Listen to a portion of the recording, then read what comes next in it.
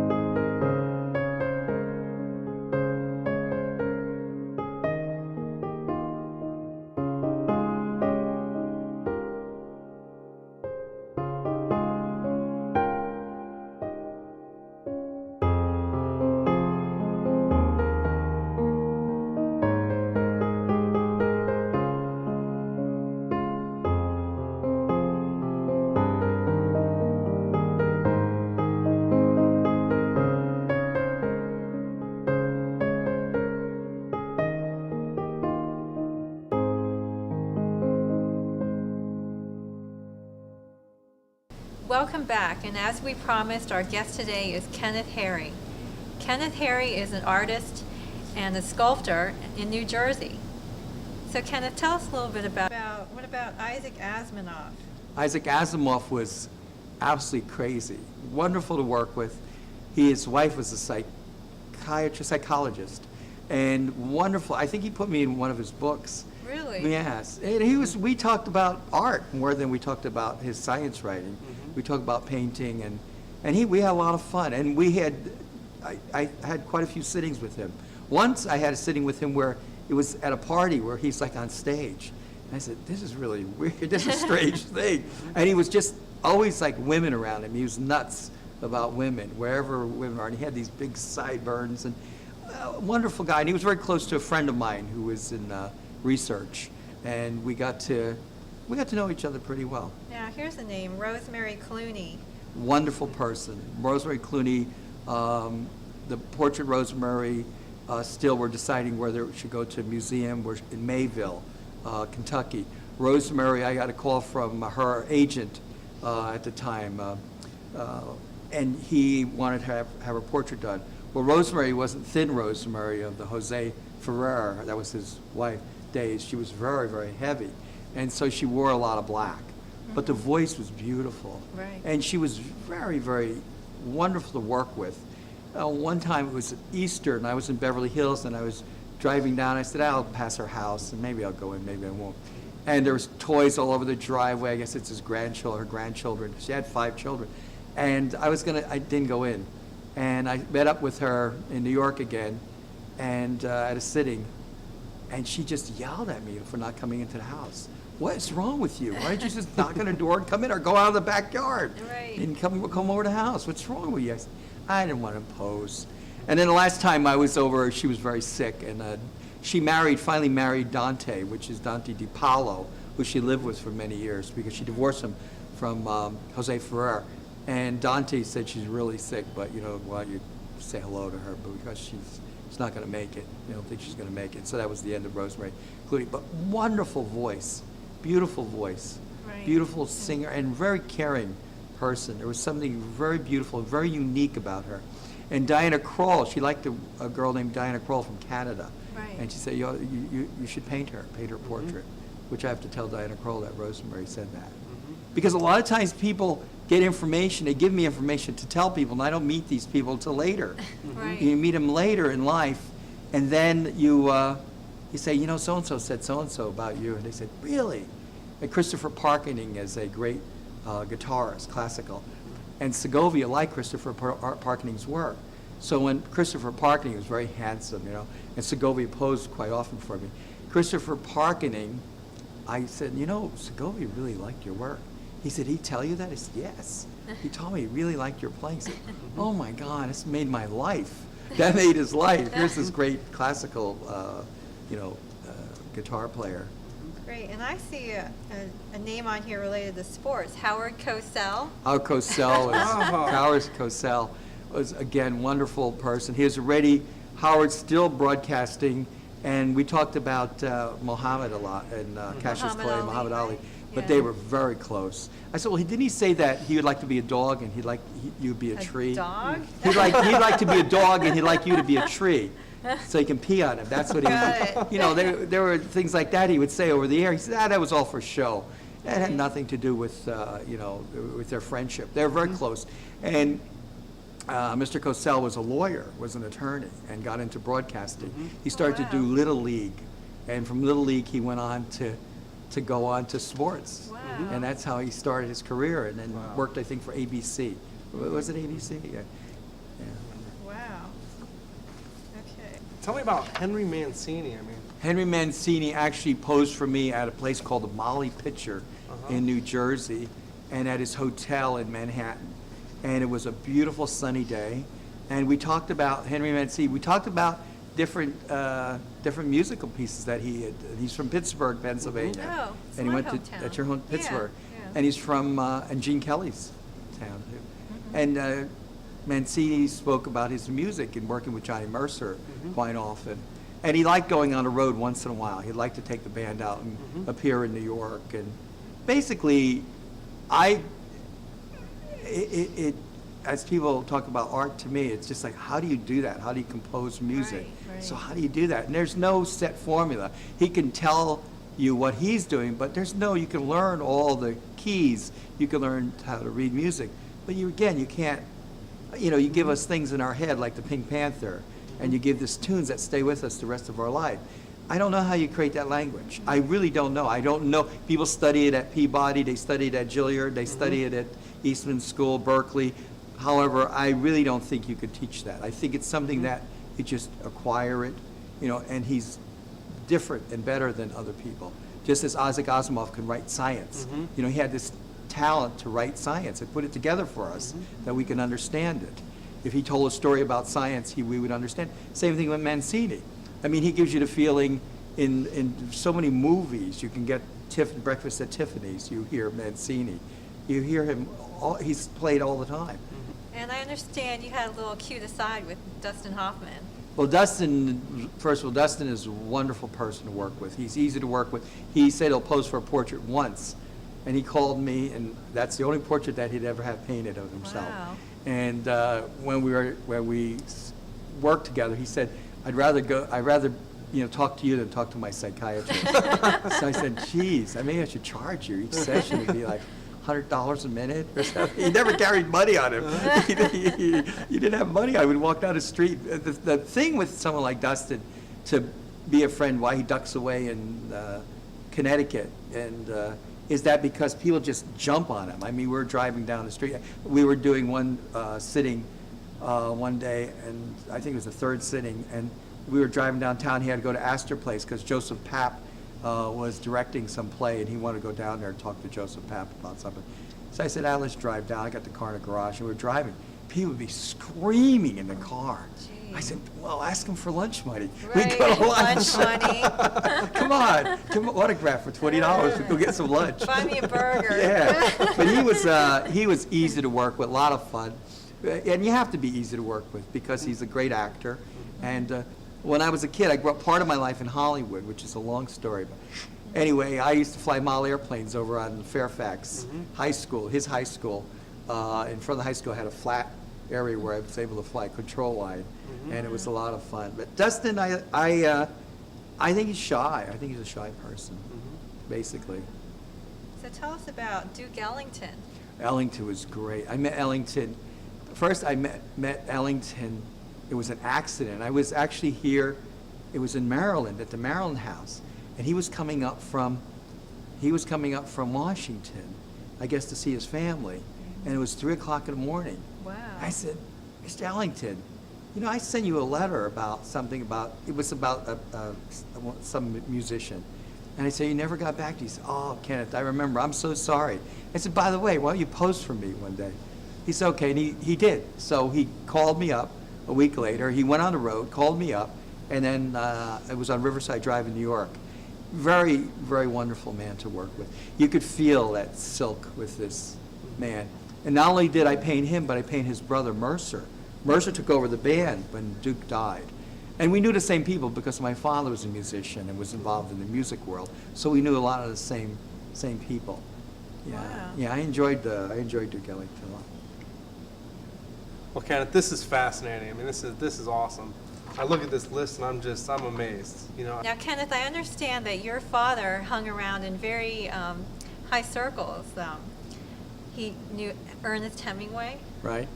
wow. So tell us a little bit about that. Well, my father was a musician. During the World War II, my father didn't go into the service, but his band entertained troops. That's the way he made a living. And one of the jobs that our gig received was from the Key West was the naval base there. So he would play the clubs in Key West and the naval base. So my father was very close to Charlie Russell and Toby Bruce and Ernest Hemingway, and the guys would all drink. There's a bar called Tony's, Captain Tony's Bar. Is it And still around? that was Sloppy Joe's. The real Sloppy Joe's is not the Sloppy Joe's, because Joey's Russell owned that with Hemingway. So Hemingway, they would drink, and they got to know, they were close. When I was a kid, I was over Charlie Thompson's house, and Hemingway was over there, and I was always drawing. I was maybe 7 years old at the time, and I drew a picture of Hemingway, and it's like he patted me on the head. He said, "That's a really good, kid." So like that, or I don't know, it was really cute. I wish I could have film of that, or Right. something to record that. There's a lot of things that are lost that I didn't, so that's why I'm very conscious of recording things Yeah. and getting photographs with people. As I just read, Salvador Dali did a portrait of Freud, but he had no photographic evidence that he was there. It's always been disputed. Did you meet Freud or didn't you? Well, I always try to get photographic evidence that I was there. And it's hard to adobe, your hair and the way you look at the time. Right. So there might be something there, but there's a lot of memories and a lot of rare photos of those days that I have of Hemingway. And I just read that Toby Bruce's collection of Hemingway, which was Hemingway's helper, went up for auction just recently, because I don't even know if anyone's alive anymore. I haven't been down there in years. But I would go down there and drink with everyone. You would really drink. I mean, these people kept the vodka in the freezer, and they would drink and drink. And Mary, too.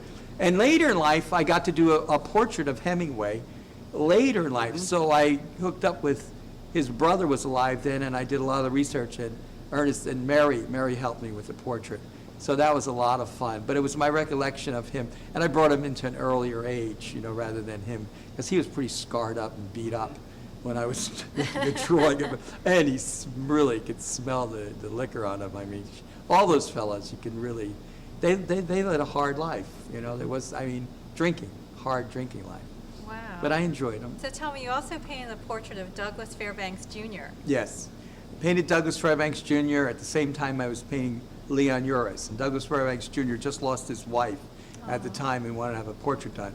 His last wife was, the wife that passed away was the wife of Howard Hughes. That was Howard Hughes' first wife, Wow. which was Douglas Fairbanks Jr.'s last wife.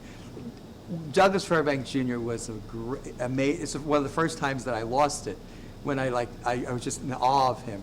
And what I think it went back to is in 1968 or 67, I did a portrait of Cary Grant in West Hampton, New York, in West Hampton, Long Island. And he was running after his wife at the time, Diana Cannon, who was divorcing him. And he walked into my studio. I had a studio on Main Street, and a little gallery of my artwork. And he walked in, and it was Cary Wow. Grant. But he spoke about, we talked about Gunga Din and the movies that he was in, and we talked about Douglas Fairbanks Sr. and how much respect he had for Senior and Junior, and he was able to work with him.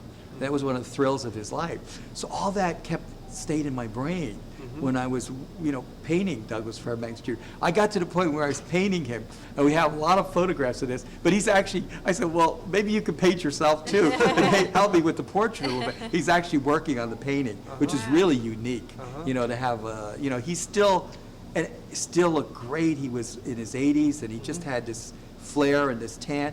I would say, I'd see you in the streets or on Park Avenue and 57th running around. I always wanted to stop you and say hello. He says, yeah, I kept running around, but I didn't know where I was going at the time. What a wonderful man, wonderful man. So you've even done some famous film directors like Alfred Hitchcock, right? Yes. Wow. Tell me Yes. about that. Alfred Hitchcock, Alfred Hitchcock wrote me a letter about my artwork. Uh-huh. And he, as a matter of fact, he worked with Salvador Dali, Wow. which is unique. Salvador Dali worked with him on Spellbound. But Hitchcock and I think it was through Hitchcock, my friend was dating, fellow that actually, was like a brother to me, went out with Hitchcock's daughter. So that's where the introduction occurred, because she showed her dad my work. And then I painted him in a place called Bodega Bay, where he had a house up on north of San Francisco, where they filmed the birds. Beautiful. I learned a lot from him. I learned a lot from him about composition. He was actually teaching me all these tricks that he had with his filmmaking. And he said, I wanted to be a painter. I wanted to be a fine artist. I wanted to paint the way you're Wow. painting. So I tried to capture this in his filmmaking. And he said also that he disliked going on location. He wanted everything contained, and he wanted the studio to be built. He wanted the sets to be built. He wanted everything so he could have control over it. And if Wow. you see his movies, you could see a lot of it where they switch over, but To Catch a Thief, you could see the film, you see the south of France, and then all of a sudden you're into the villa and you see a set being built. That's where he's most comfortable, where he can bring the cameras up. And I learned a lot about isolation with him, how to isolate a person, and all these things in composition that they don't teach you in art school, that they don't teach you in any university. So it's certain things that he picked up, from the silent films in England. And one of the best movies I think he directed is a movie called Frenzy. I've actually seen it about 20 times to get the shots of the bridge, of Tower Bridge, where they're zooming down, and that was at the time when they didn't have Steadicam. And they would keep that thing really rolling and actually keeping that camera steady. That's very tricky to do. I mean, Steadicam is very new, and it wasn't around when Hitchcock was making film. So were there any other directors? Yes, there were. Otto Preminger was one, and he was tough. He was a tough director, but here he directs, and I have to direct him for the portrait. Right. So it's quite difficult, where he's expounding on Dubuffet and all the abstract art that he collected. Yet I said, if you really like that, why don't you have Dubuffet paint your portrait rather than me? I'm painting your portrait. And then we get into like fighting with horns, and he'd say, oh, you like the artwork my grandma liked, and I'd say, you like the artwork my great-grandfather liked. And it'd go on and on and on and on and on. And I really liked the guy, and he would listen, because he was an actor. And he always played a Nazi. Many times he liked playing that role. He's born in Austria. I don't know if it's Vienna, but he never wanted to go back there to do any kind of filming. What I liked about him is that, Laura, I think he directed Laura, and here's a film that, that I would be inspired by in painting. Another one was The Man with the Golden Arm. Right. And it didn't dawn on me. I didn't think, because I wasn't doing my homework. What I do a lot of times, I'll read, and then I say, why am I doing that? Get everything from him. Get everything from that Right, person. right. Let him tell you, then do the homework afterwards. So that's what I did with him. And then I forgot that he did a film that affected my life. And it could affect all our children in the world's life. The Man with the Golden Arm was a wonderful film. I went to the movies. I went to the Majestic Theater in Manhattan, and it was all alone. I must have been 7 years old. Parents get arrested for that today. The thing is, I went to the movies, and I went to see, it was a quarter to see this movie, and it was directed by Otto Preminger, and it was about Frank Sinatra, who was a drummer, and he was a heroin addict. And I watched him in the movie go what they call cold turkey, to get off the heroin. Right. That frightened me. I would say anything with drugs, even prescription drugs, frightened me. But I would never, ever get involved with anything with drugs, ever. No smoking marijuana, nothing, ever. That was it. That movie turned me around to stay away from any narcotics. And my third sitting is when I told Mr. Preminger about that. I said, I got to tell you something, Mr. Preminger. Your movie, The Man with the Golden Arm, was something that affected my life. He got teary-eyed Aw. about the whole thing, you know? I said, that movie should be a training film for children today. Parents should show it to their children. And everyone I tell that to, all the parents that show it to their children, they look at the response of their children. Their children are frightened of drugs. So it Wow. does help. That was his purpose when he was making the movie, right? I think so. I think that was his purpose. I don't know who wrote the piece. I really Right. don't. Yeah. Yeah. Gene Kelly.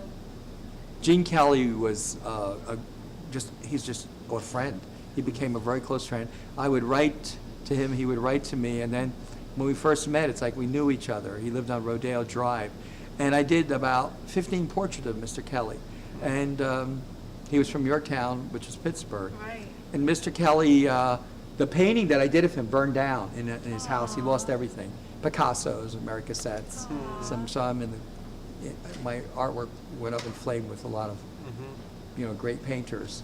But that's a very sad thing. But I told Mr. Kelly that I had the drawings, that eventually I'll be able to do the same painting, and probably it'll be in a museum one day. And I painted a man by the name of Fred Kelly.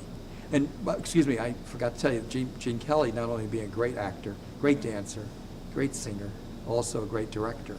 He directed great plays and the Flower Drum Song, just wonderful things. And he was able to choose talent like Leslie Caron, who we found at the Paris Opera with the Paris Ballet Company.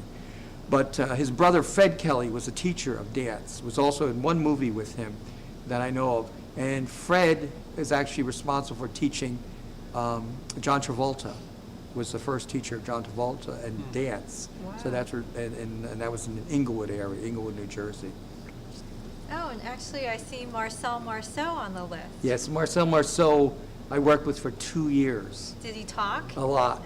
Marcel Marceau talked a lot, and he talked and talked and talked. And Marcel Marceau was not only involved in mime, he was also involved with creation of making his body become a piece of sculpture. I did paint him in mime. I painted him in character in Bip, but I also painted him as Marcel Marceau, and that's what pleased him because no one ever did that, and that's the way he wanted to be portrayed. So he's passed away recently, and what we're going to do, probably work with his family, is to get the painting into a museum in France, and to have the painting of him as Marcel Marceau, the person, and then another one as Marcel Marceau as Bip. But he was just a wonderful person to work with because he traveled so much too. He was on the road all the time in trunks, all these trunks in his room. And back when he was posing in 1974, they didn't have an iPod, and they'd have a little portable, he had his little portable record player that he'd play 33s on. And I thought that was fascinating that he could take a little thing like that around. It was this Right. portable little unit, which is probably very expensive at the time. Cute. Today, just plug in your iPod. It's a Right. lot better, But the big trunks that would come through. And he said, well, you'll be doing a lot of this traveling too. And well, I did. And he'd be in one part of the world, I'd be in another, he'd be calling me up. And he did one movie where it was as Marcel Marceau, it wasn't as Bip, the character. He does talk as the character Bip. Do you know what movie that is? No. What That's movie? in Silent Movie. And he says one word, no. They want him to talk, and the whole movie's silent. And it's a Mel Brooks movie. And they call him up, and he says no. And they ask him, what did he say? What did he say? Because you're reading the lines like a silent movie. He says, I don't speak French. It's great, though. It's a great. The man said he was 84 when he died. I think he was 94. I mean, he was around forever. I mean, he was on the Cook with Fran and Ollie show. He was on these old shows, He's been around a long time. So but he was wonderful. When I was painting him, he was up there in age. Well, we've talked a lot about artists and filmmakers, and I see you've painted a portrait of a country western singer. I painted many country western singers. I was given a commission by the Grand Ole Opry, which is owned by National Life Insurance Company. WSM was their affiliate, which was NBC affiliate. And what they did was gave me a commission to do 17 portraits. Wow. And so I did 17 portraits, and I would go between painting a country person, a country singer, which is some of the pioneers of our country, of singers, which, you know, I was taught that their singing comes from England, Ireland, and Scotland, and that's where these ballads come from, and that's where their style comes from. That's why people say, oh, it's big in England, but it's where where this music comes from. The steel guitar, developing all this type of thing, that was developed from this country, yes. But I painted a lot of the Hank Snow from Canada, Ernest Tubb, and now Bill Monroe, which is now becoming, I didn't know how important it was until Lauren Perucci pointed out to me, you know how important Bill Monroe, I said he was important when I painted him, but I don't know, globally, there's Right. millions and millions and millions of people that follow bluegrass music. Wow. Paul McCartney, he met Bill Monroe, it was his idol, to meet Bill Wow. Monroe. So the Bill Monroe painting right now is being put into museums. Wow. The prints of the Bill Monroe painting. But I did quite a few paintings of him, I just didn't do one. But what was unique about that is I would fly to New York and then I would paint Arthur Rubinstein, playing classical. So my head was going from classical to country to classical to country. Yeah, and in some, as you said, you know, people that, if they didn't pose from life sitting, one was Hank Williams. In order to do Hank Williams, I studied a lot of film, and then I found a person that had his costume, that had his actual clothes. Right. He used it as his costume, and had his hat and his guitar.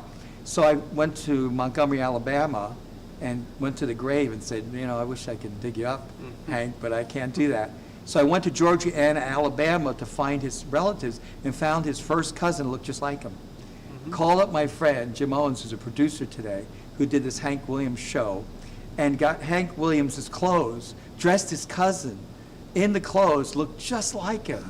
Well, it's his blood, too. It's his blood Right. cousin, Right. and had him pose as his as Hank Williams. So when I delivered my portrait to WSM and said, this is the profile, they said, how'd you do this portrait? I said, well, you know, I have my ways. I said a lot of prayers and got him to pose.